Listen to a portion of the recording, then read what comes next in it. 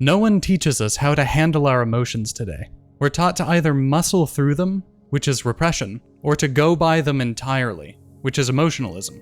Both pieces of advice are extremely destructive because neither grounds your emotions in the facts of reality.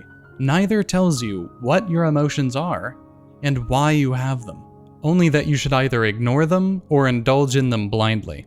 This is why I've been working on a guide to introspection, the one skill that can help you understand and gain control over your emotions. If you want to know when my guide comes out, sign up to our mailing list today. I have a link in the description.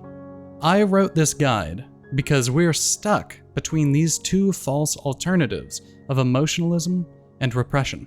You see, emotionalism is treating emotions as the truth. If you feel it, it's true.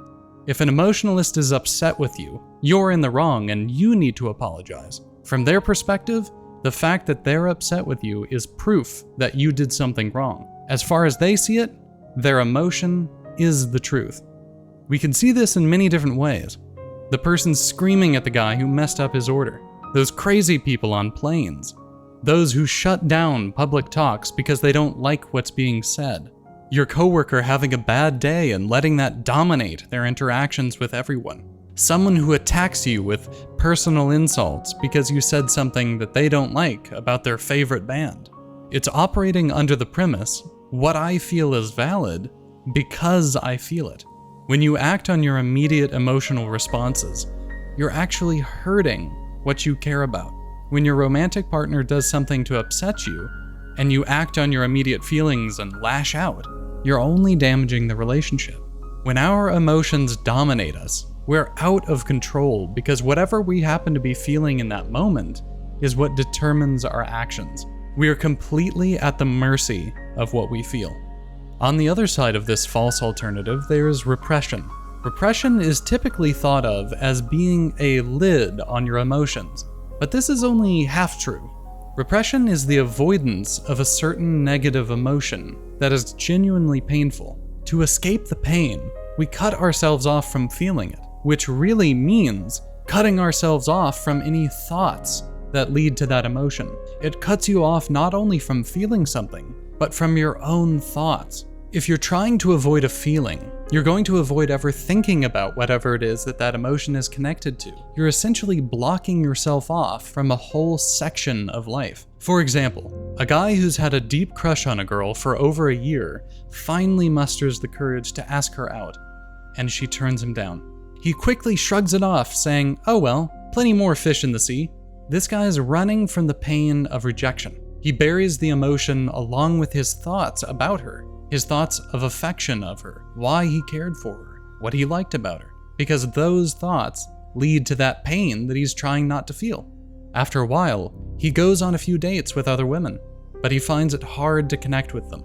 During these dates, he feels a kind of dull boredom. He wonders for a moment why this is, but he quickly banishes the thought with the excuse, "I just haven't met the one yet." Out of fear of feeling the pain of rejection, he blocked off any thought that would bring up that emotion, and by doing so, he blocked off his ability to think and feel what attracts him to other women. He blocked off his ability to connect romantically.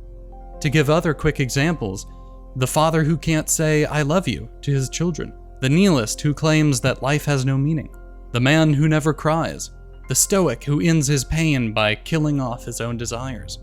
Repression isn't simply a cap on one's emotion or on simply thinking about one specific thing, but the banishment of all thoughts and feelings which evoke that one emotion they're trying to run from. By repressing, you sever your connection with what's important to you.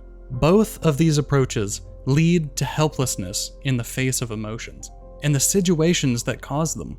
The emotionalist is out of control. They have no idea why they feel what they feel, only that they feel something. And the repressor is cut off from experiencing life, constantly on the run from thoughts and emotions that make them uncomfortable. What's missing from both of these approaches is understanding. Both approaches lead to a disconnection from what you care about, from life. Neither the emotionalist nor the repressor has learned the skill of introspection, the understanding of what they're feeling and why they are feeling it. Without introspection, your life will be a constant battle between you and your emotions. So long as you function within this false dichotomy of repression versus emotionalism, navigating your emotional landscape will seem like a battleground that can't be understood. With the skill of introspection, you'll be able to understand the nature of your emotions, where they come from, what they mean, and how to manage them. It's my view that introspection is not only a tool for looking inward and discovering what you feel, but also looking outward and validating what you feel with the facts of reality. Your emotions come from somewhere, and introspection is all about finding out where those emotions came from. In my guide, I go into extensive detail about emotions, introspection, as well as debunking a lot of the criticisms of introspection. If you want to know when my guide comes out, sign up to our mailing list today. I have the link in the description below. If you enjoyed this video, don't forget to hit that like button before you go and subscribe to our channel. Helios is all about helping you see new ways to manage and experience your emotions. We utilize philosophy and psychology in order to offer you a unique way of thinking and living life. We're working on courses that are designed to help you gain control over your mind and your life, and we're putting out new videos at least once a week. If you'd like to support our channel, please consider buying us a coffee. And thank you so much for watching.